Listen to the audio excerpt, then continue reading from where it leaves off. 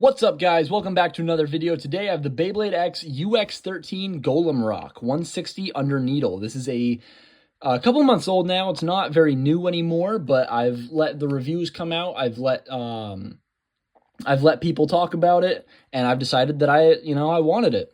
So this is a defense type release under the unique line in Beyblade X. That's pretty much all I have to say about it. Getting into it, on the box here, you've got the top-down view in this corner. It looks like a somewhat aggressive, sort of six-sided defense type. I kind of like this box art here. I think it's kind of funny because the way it's angled, the way the camera's pointing at it, this sort of point here, it almost looks like it's supposed to be like another Drawn Buster, effectively. As I get into it, you'll see that that's not really the case, but I do think it's kind of funny that that's the way they angled it on the box, and it also comes with 160. So getting into the box here, make sure to be safe with scissors, everybody. There we go. Just that one piece of tape, and then you can open it up. And right in here is where all the goods are. So there's another piece of tape there. It might help to cut through that. So here's just the instruction sheet. Nothing too special in here. It sort of just talks about the, everything with Beyblade X, and tells you how to use it. So nothing too important to me, but a new player might find that pretty valuable. So here's all the parts, still covered in. There we go. Just a little piece of tape there with still some of the cardboard stuck to it. It's weird that does that, but here's all the parts. I'll open this up and go over them one by one. So this is the GolemRock blade. This is a sort of, like I said, somewhat aggressive, supposed to be defense-oriented blade. With the plastic underside sort of juts into the main contact points just a little bit. Doesn't look like it would make too big of a difference, but that's there. That's to be noted. A side profile, it looks interesting. I figured it would be sort of like slanted downward to be sort of resistant to attacks from above, because that's, as I'll go over more of the parts, you'll see that's sort of the gimmick of it. But it seems to be more sort of wall-shaped. It does sort of have that slant, but not really. Looks like a pretty level blade to me. The chip art is really nice. That's pretty cool. The ratchet 160. This is a very popular ratchet in competitive for pretty much any purpose, really.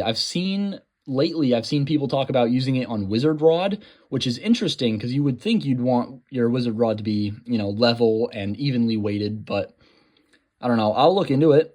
I haven't really thought about using 160 on Wizard, but to each their own. This is also very popular for attack combos just because most of the weight is in this point here, so it adds, just that sort of oomph to that one point in the blade. So that goes there. And it does line up with this point on the blade here. That's interesting. And then to the really special part of this, the bit under needle. So this is effectively just another needle bit, but it's 2 millimeters shorter than a regular needle bit. So there's low bits in Beyblade X, and then there's under bits. Low are 1 millimeter shorter, and under are 2 millimeters shorter. And this is, I'm recording this not shortly, maybe a couple weeks after the Shark scale set was announced, so there is an under flat coming out soon, which I'm very excited for as a fan of Shark and also just low attackers. I think that's really sweet. So the under needle, that goes on there, and this is, as of now, I believe this is the shortest stock in Beyblade X. So that's interesting. I think the gimmick here, if I remember correctly, is that it's supposed to use that imbalance to sort of swing around just a little bit and deliver counterattacks from below, which can also be credited to, once again, that under needle bit. So that's pretty sweet. I don't really have much else to say. I think tomorrow probably I'm going to record a test spin for this because this feels like a pretty short video so far. So I'll try to incorporate that because I've been meaning to do that with the other unboxings I've done. I've just always forgotten for some reason. So that's something I'm trying to get into the habit of with upcoming videos. So yeah, when I get around to it, I'll record a test spin for this and then edit that in along with the rest of the video. So I'll see you there. All right, I got out my X Stadium. I've got GolemRock here to do a little test spin with real quick. In 3, 2, god damn it. In 3, 2, 1. So I don't expect too much movement from it just because it's on a needle bit, but the 160, the imbalance from that should cause a little bit of movement, especially as it slows down a bit more. It does seem to be holding a pretty, defensive sort of stance there. I like that. I'm sure if I launched it at more of an angle, it might do a little bit more.